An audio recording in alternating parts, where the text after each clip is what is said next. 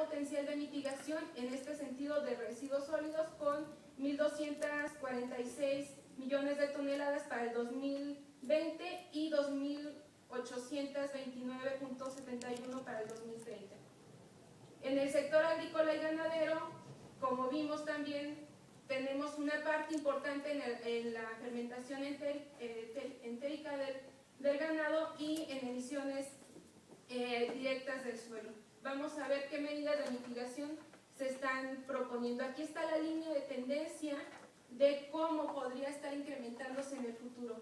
Sin duda, el incremento en las actividades ganaderas que tiene la tendencia, pues también va a estar incrementando hacia el 2030 las emisiones de gases en este sector.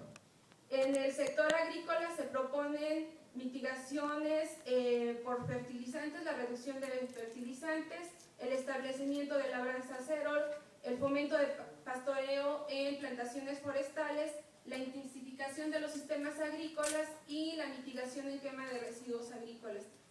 Y desde luego también aquí se propone la agricultura urbana. Otra parte importante en este sector es la mejora en la dieta del ganado, que puede lograrse con diferentes actividades como la conservación del forraje, el uso de probióticos. Por ejemplo, este uso de probióticos puede ser muy utilizado cuando el ganado está estabulado. Promover especies arbóreas locales para el forraje también son medidas que nosotros no tenemos datos de cuánto cuestan o cuántos datos puntuales pueden estar disminuyendo, pero sabemos que son medidas que van a reducir. En este sentido, este sector es uno de los que más necesita investigación para proponer la cuantificación de las medidas. En el manejo del estiércol, pues también hay proyectos importantes en las cuencas lecheras en donde se puede hacer aprovechamiento de los gases de efecto invernadero o la obtención del lombricomposta. Por último, el sector de cambio de uso de suelo. Aquí mostramos la tendencia de cambio de uso de suelo sin considerar que la captación de gases de efecto invernadero, que decíamos que es una parte de sumidero. Quitamos la parte sumidero y aquí mostramos la tendencia de cómo el cambio de uso de suelo también va a estar generando emisiones. Las propuestas, desde luego, son las mismas del establecimiento de nuevos sumideros de carbono, generar nuevas plantaciones forestales y de restauración natural. Y la otra también muy importante es conservar los sumideros que actualmente se tienen. Pueden ser por creación de nuevas áreas naturales protegidas, por pago de servicios ambientales, desde luego la reducción de emisiones por deforestación y la reducción de incendios forestales. Aquí les muestro una imagen de en dónde pueden realizarse actividades para generar nuevos sumideros de carbono. Estas son áreas que han sido catalogadas como degradadas y que pueden ser sujetas a restauración. Esta es los sitios en donde tenemos áreas naturales protegidas y sitios en donde podemos tener actividades, nuevas áreas naturales protegidas. Desde luego, otra parte importante para conservar estos sitios puede ser promover el uso sustentable de la biodiversidad, ya sea como uso de madera, como sumidero de carbono, con las tendencias de certificación de la madera de custodia, fomentar aprovechamientos forestales sustentables o sistemas agropastoriles. Y también otra actividad que podemos implementar aquí es la formulación y el fomento de las unidades de manejo ambiental. Aquí les muestro el resumen de manera desglosada, es la misma imagen que vimos al inicio de la tendencia de emisiones de gases de efecto invernadero, pero aquí por cada una de los subsectores. Y este es el resumen de los escenarios de emisiones. Podemos observar que si todas estas medidas se aplican al 2030, lo mismo que los 30 millones de toneladas que se van a incrementar si se aplican, todas las medidas podemos reducirlas, estos 30 millones al 2030. Y al 2020 tenemos aproximadamente 10 millones. De esto de los costos irresponsables, como sabemos, el costo de no hacer nada es mucho mayor que el costo de implementar las medidas de mitigación. En este sentido, tenemos nosotros como referencia los costos que se tienen a nivel nacional y los aplicamos a nivel local. Esto es importante señalar que no van a hacer lo mismo la aplicación de estufas de inducción a nivel nacional que a nivel local, o de implementar la cogeneración industrial a nivel nacional que a local, pero es lo que tenemos como referencia. Hace falta generar nuevas investigaciones para establecer los costos a nivel local. Y las acciones que se recomiendan aquí es, lo que les decía, el costo a nivel estatal es muy importante, generar medidas transversales como pueden ser la educación ambiental y política pública, y desde luego generar medidas para monitoreo de estas propuestas. Una es generar un inventario de emisiones al 2015 y otro al 2018 para ver si realmente las medidas están teniendo efecto. Y algo aquí también importante es que, como ya lo estuvimos discutiendo, la mitigación por sí sola no es suficiente. El cambio climático y las implicaciones están, y ahora es importante generar estrategias de adaptación. Este trabajo se generó por un grupo un equipo multidisciplinario. Está la doctora Elena, el doctor Numa, el doctor Eric, que está en el área de gobierno, y con asesoría de, bueno, ahora INEP, del Instituto Nacional de Ecología y Cambio Climático. Y eso es todo. Le doy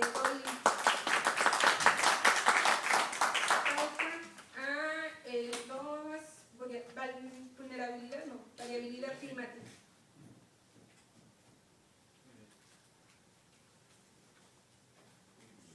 Muy bien, muchas gracias, maestra Jessica. Con estas dos presentaciones que acabamos de tener, la de emisiones y la de medidas de mitigación, digamos que terminamos esta etapa de lo que son los programas estatales de acción ante cambio climático, que consideran básicamente lo que son los GEI como parte importantísima de lo que en términos, digamos, teóricos es el cambio climático, dada el calentamiento provocado por la mayor concentración de estos gases en la atmósfera. Ahora vamos a continuar con esta otra etapa que propiamente platicaremos de lo que es la variabilidad climática y los escenarios de cambio climáticos para el estado de Hidalgo, y en base a ellos establecer medidas de adaptación, estrategia de adaptación ante estos fenómenos propiamente. En medio de estos trabajos se encuentra todo el análisis de vulnerabilidad que hizo el doctor Sócrates López y su equipo de trabajo, pero en esta ocasión no es posible presentarlo. El doctor se encuentra ahorita en una actividad de la universidad y no fue posible que asistiera con nosotros, pero en cuanto a lo que propiamente ya son las estrategias de adaptación, la doctora Teresa Pulido nos platicará un poco de esta parte de vulnerabilidad. Y el doctor Gerardo Sánchez platicará sobre los escenarios de cambio climático y algunos de estos escenarios en relación también con aspectos de la biodiversidad dentro del Estado. Y por lo que a mí me respecta, voy a platicarles un poco más sobre lo que es propiamente la variabilidad climática. La variabilidad climática, bueno, básicamente es, digamos, todos estos fenómenos que están ocurriendo al interior de esta área que es el Estado y que repercuten en la heterogeneidad espacial de propiamente dos elementos importantes del clima, que es la temperatura y la precipitación. También yo lo presento, soy el doctor Numa Pavón, pero esto es parte también de mucho trabajo de compañeros que no pudieron asistir y que colaboraron con esta parte del estudio. El estado de Hidalgo tiene, como les decía yo al inicio, es sui generis por varias razones, y una de ellas es por su ubicación geográfica, dado que se encuentra digamos, en una zona geográfica muy próxima a lo que es el Golfo de México, y tiene particularidades altitudinales, es decir, son zonas montañosas en la parte, digamos, hacia el poniente, y zonas, digamos, más de valle en la parte hacia el sur y sureste.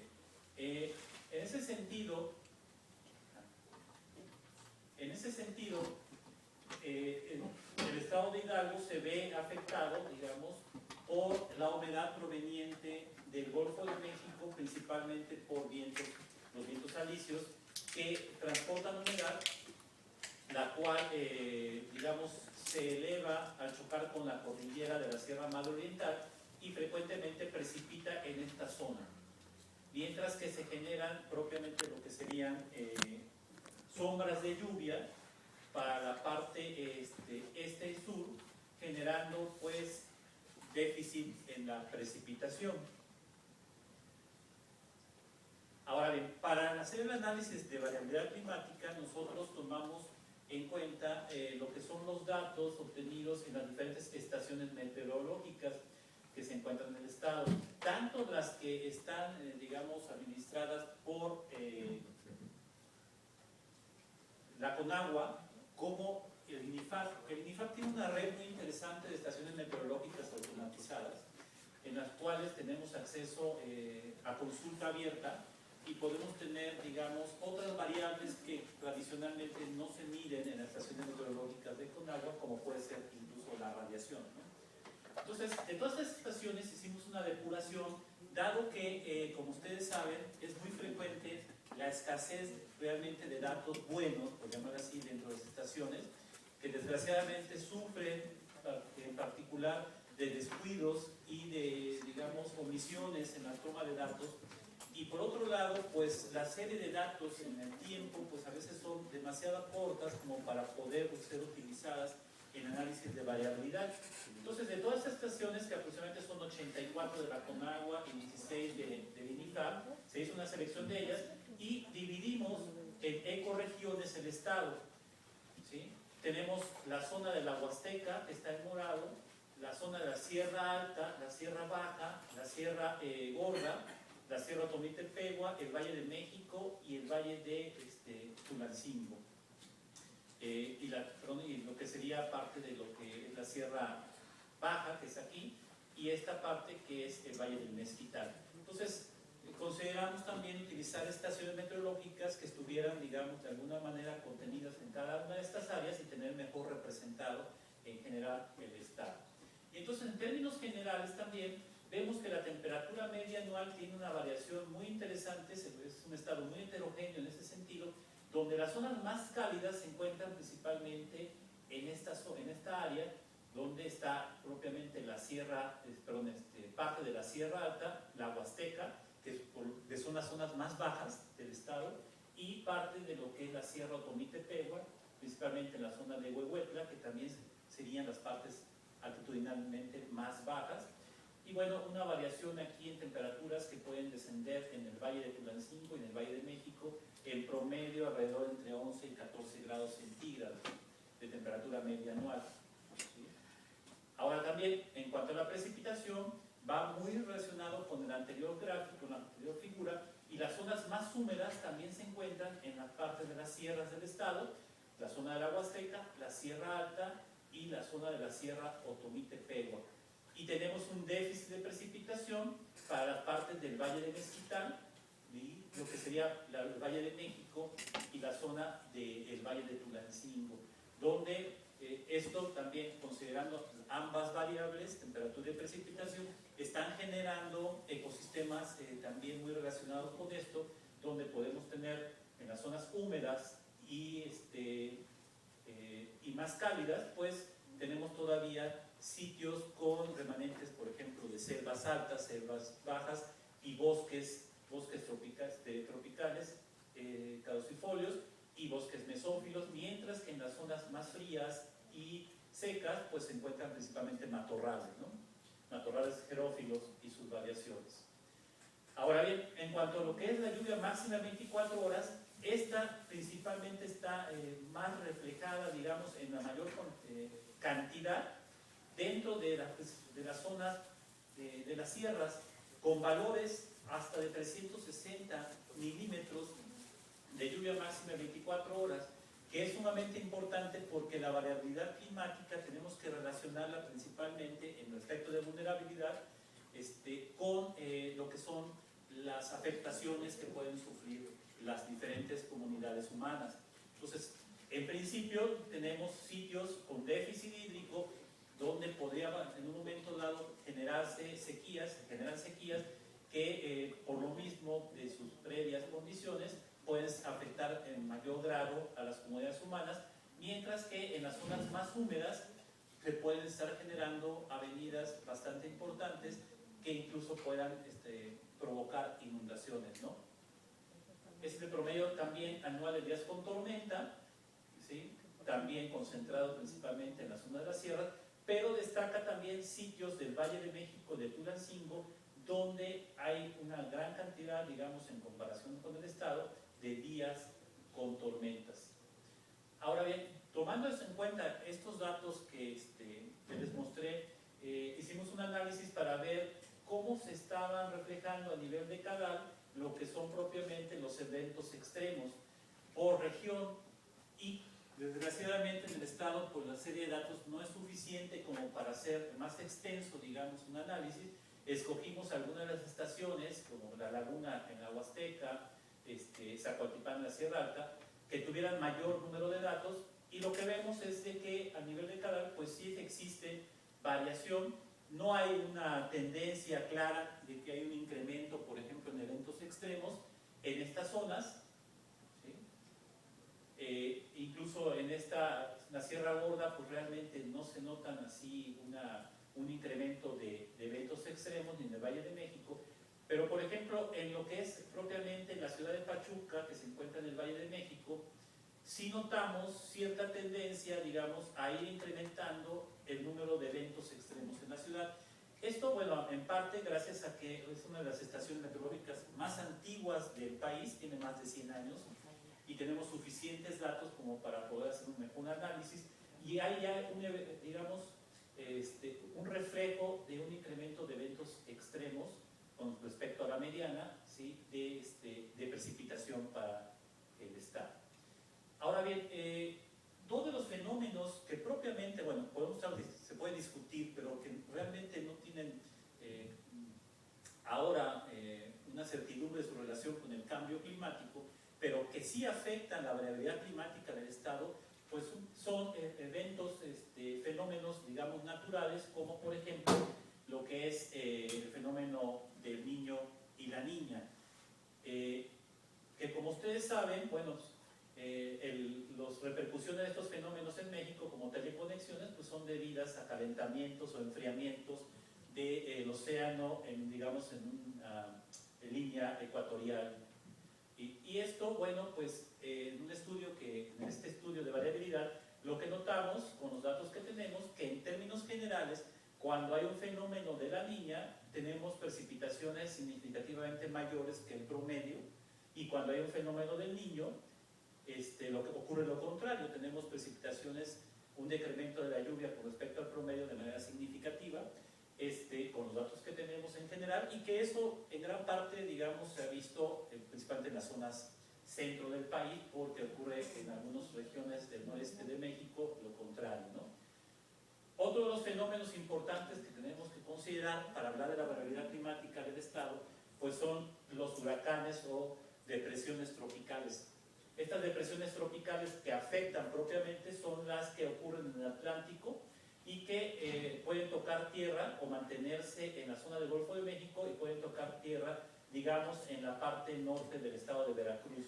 Algunos incluso que son del Atlántico y que ingresan en la parte sur del estado no tienen gran repercusión dentro de la precipitación del estado de Hidalgo.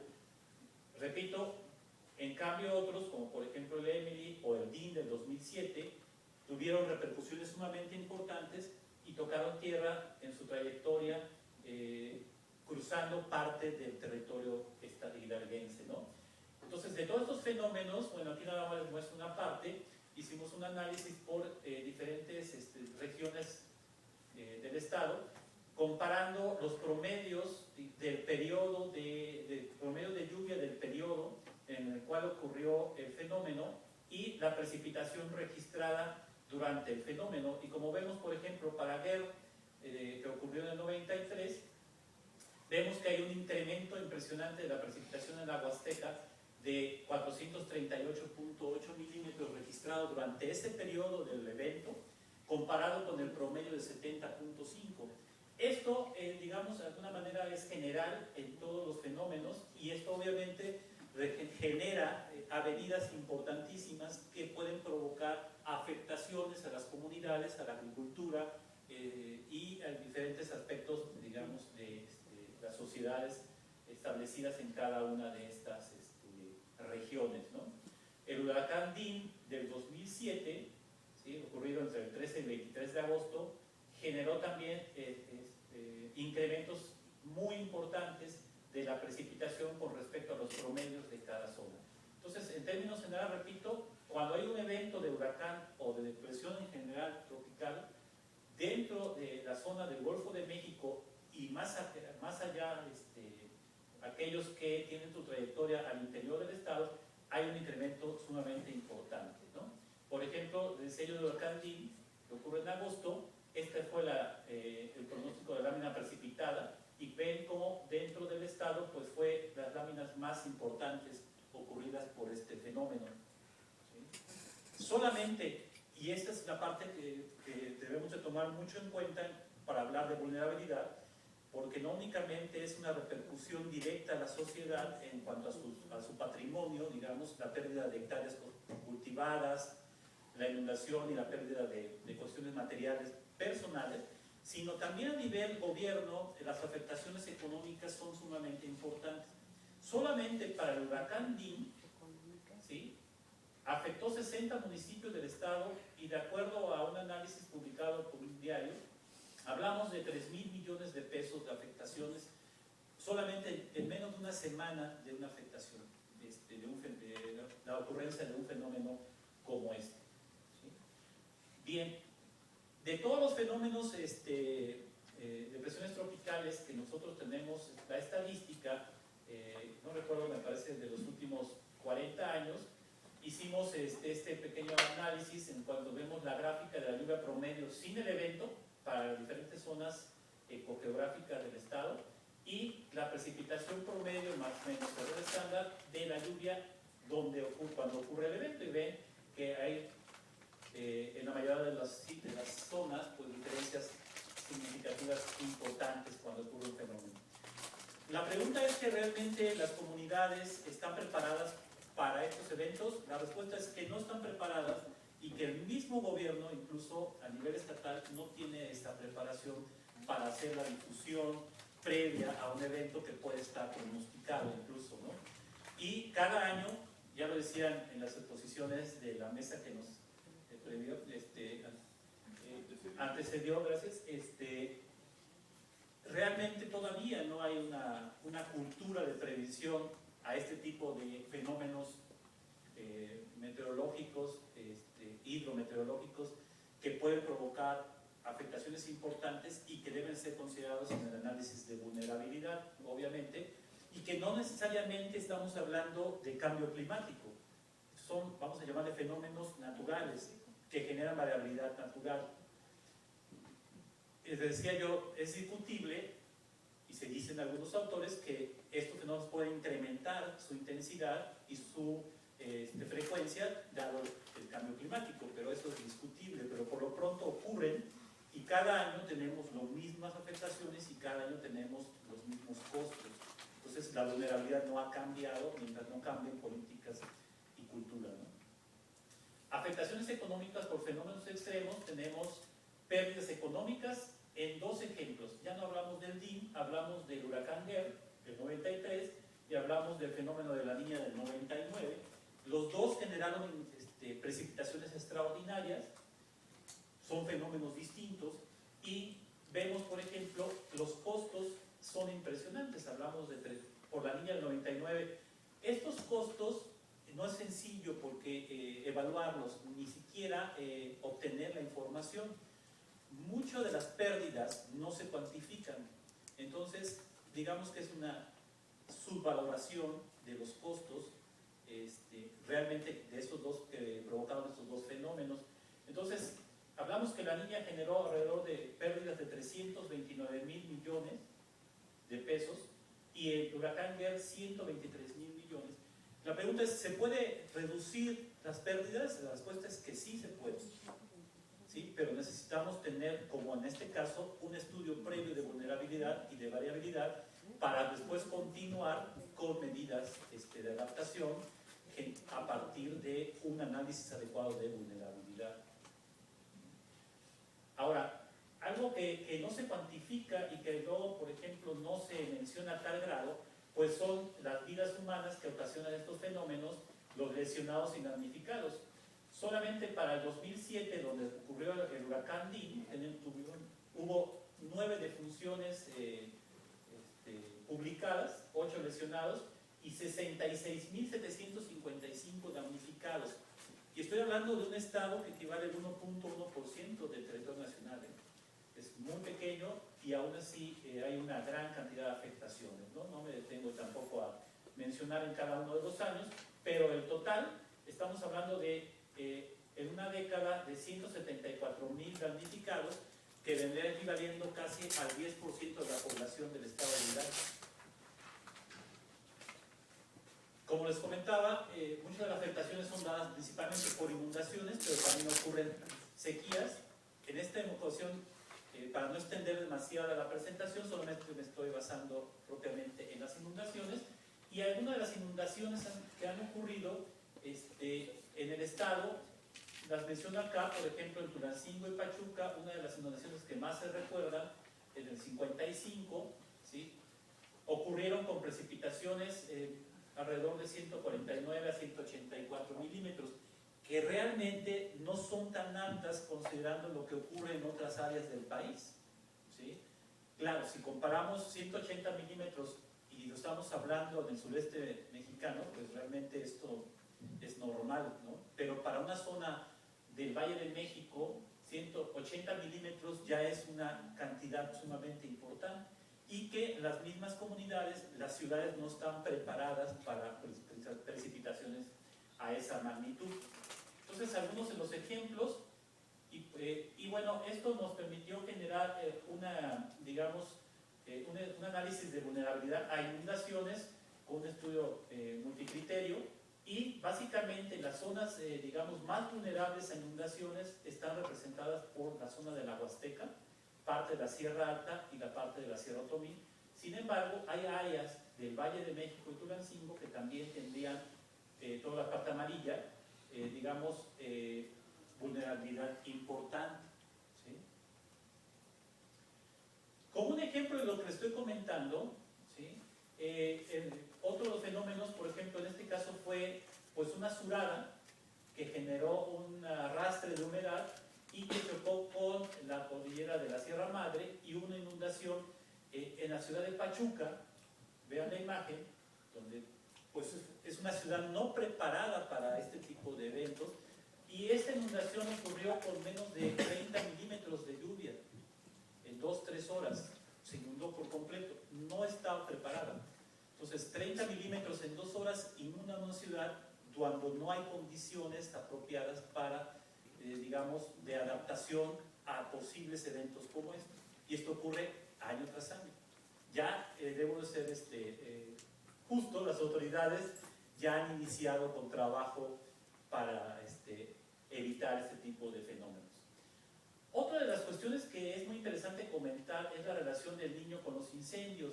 Hemos visto, por ejemplo, para analizar con un índice de intensidad, hay una relación directa entre más intenso sea el fenómeno del niño, más incendios ocurren, ¿sí?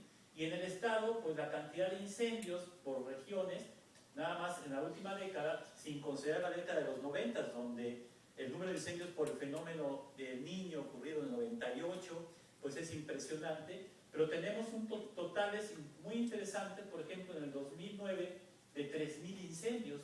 Incendios como este es la ciudad de Pachuca, en un cerro, un pequeño incendio genera esta emisión, por ejemplo, de gases, y esto es, de alguna manera común cuando ocurren eventos de El Niño.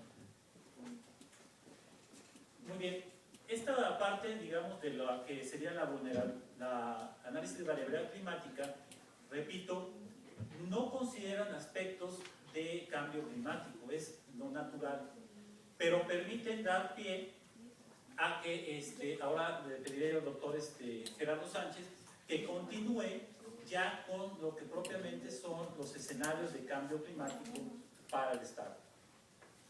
La siguiente presentación, por favor.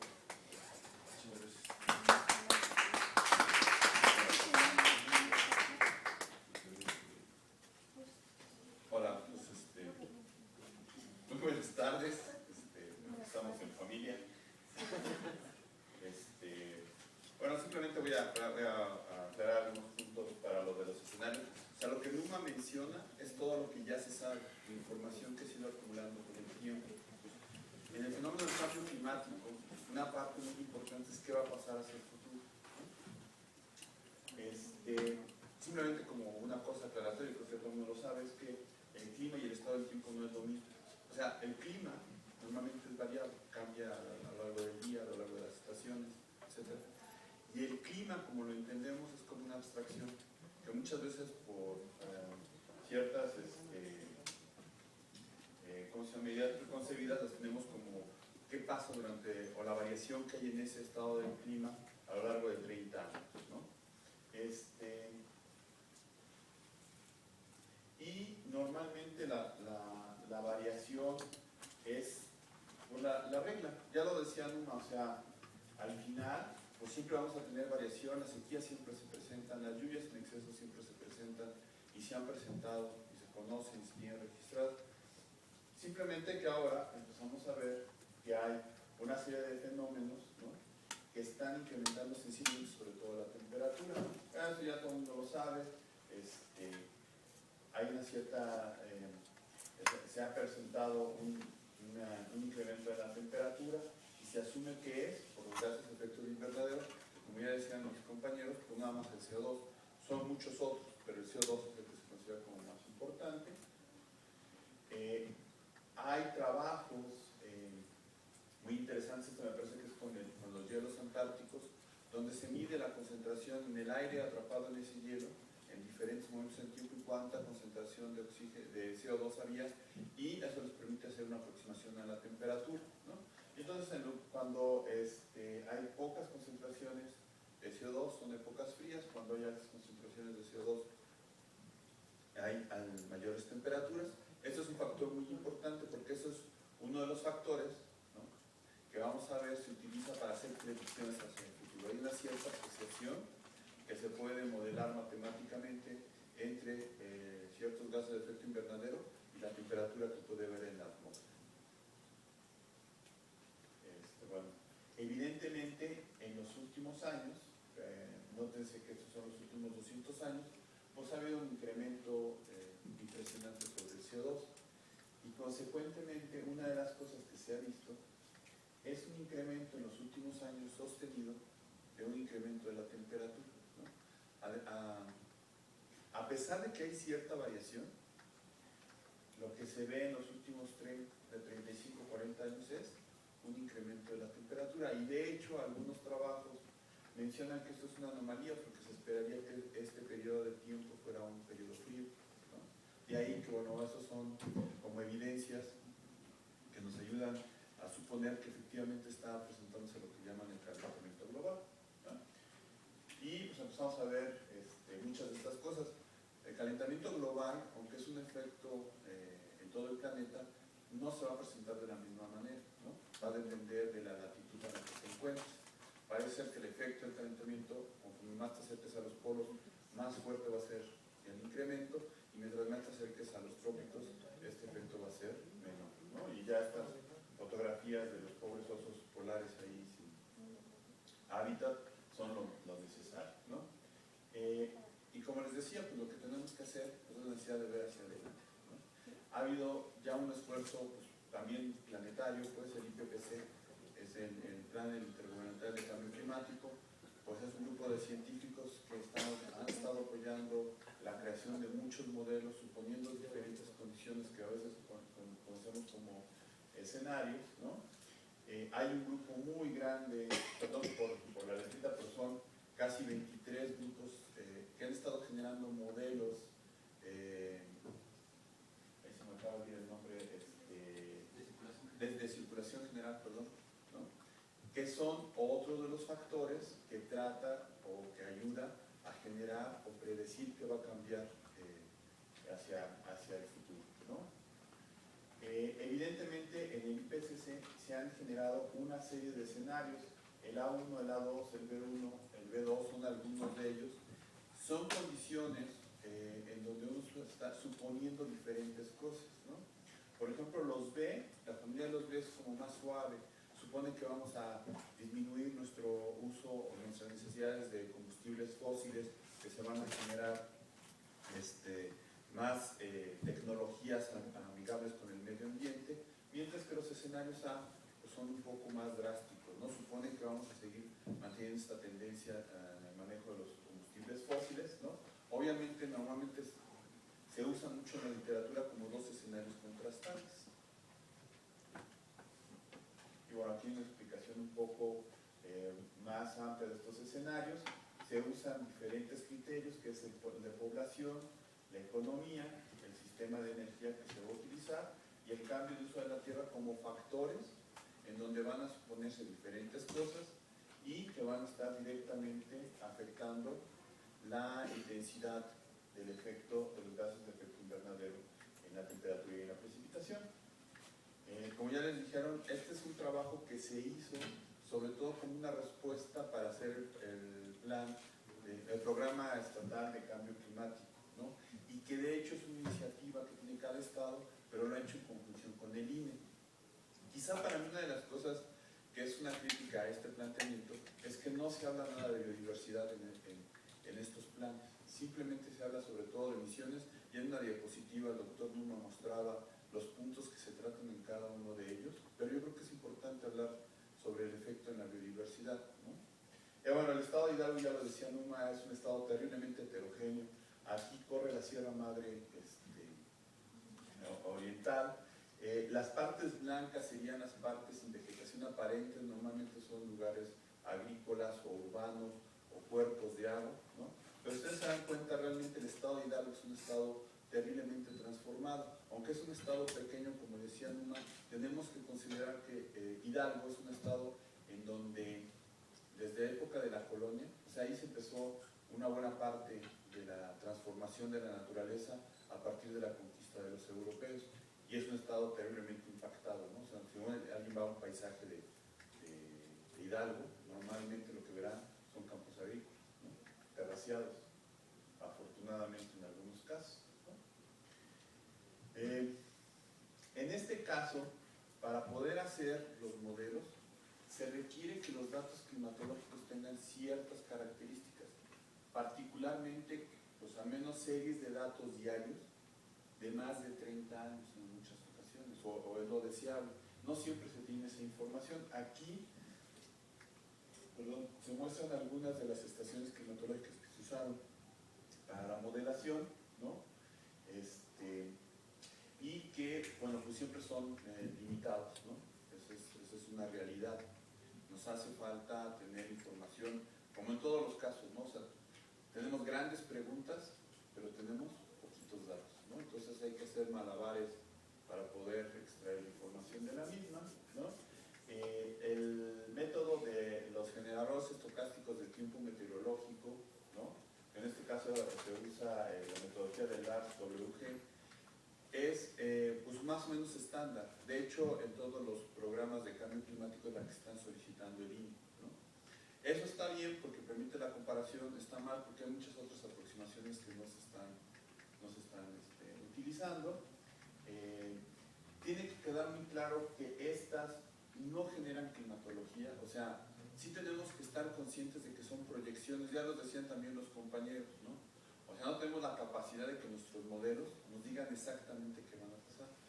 Y la otra es que estos modelos muchas veces son más o menos eficaces, pero a escalas geográficas muy gruesas, ¿no?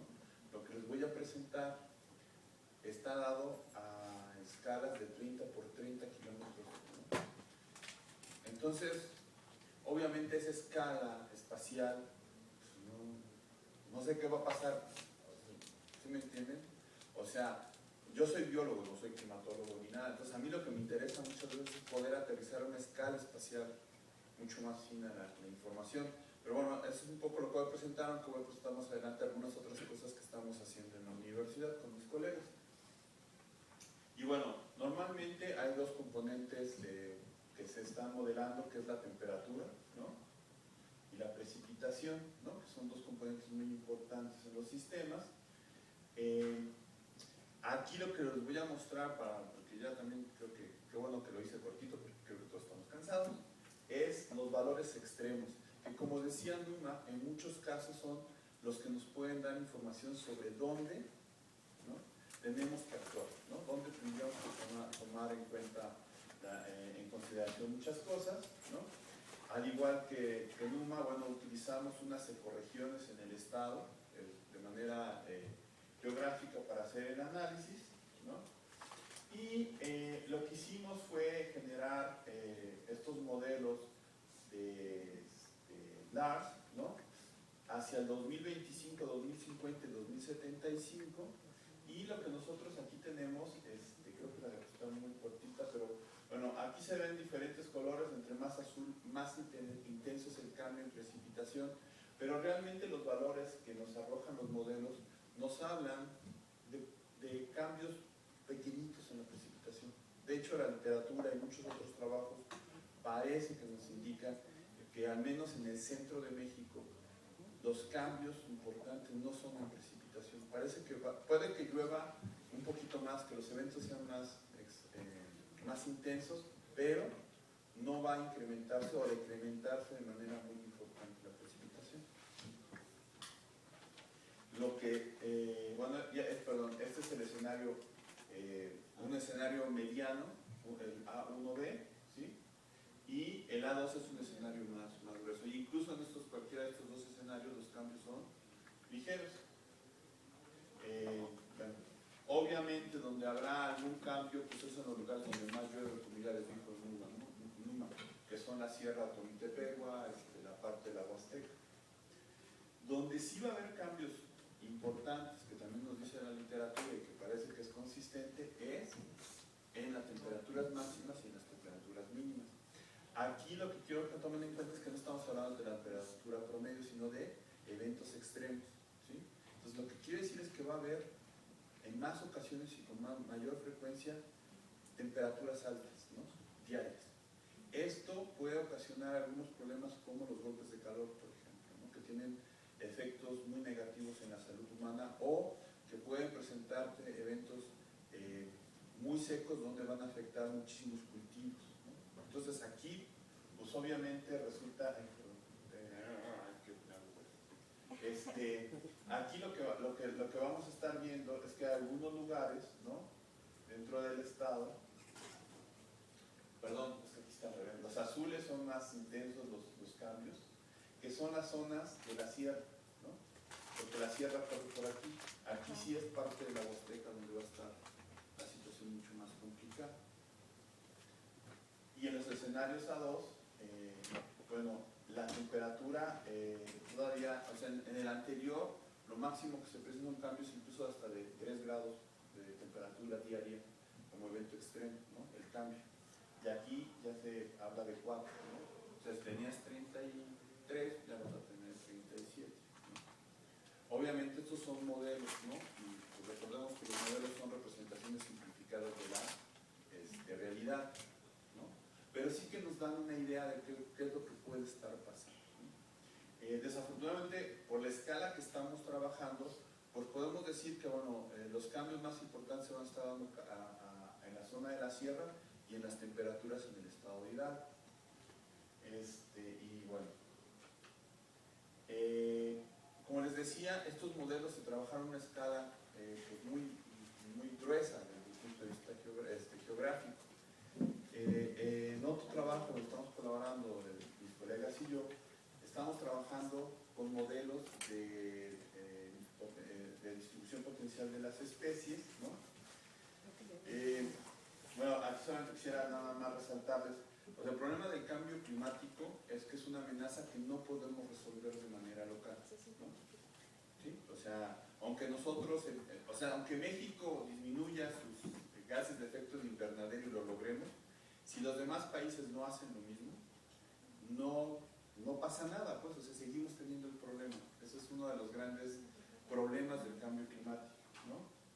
Y que es un problema, pues, que ya Peter Wituszek, pues, anunciaba en 1992, o sea, hace 20 años. O sea, aunque apenas estamos tomando medidas, ese es un problema ya viejo que teníamos que ir analizando.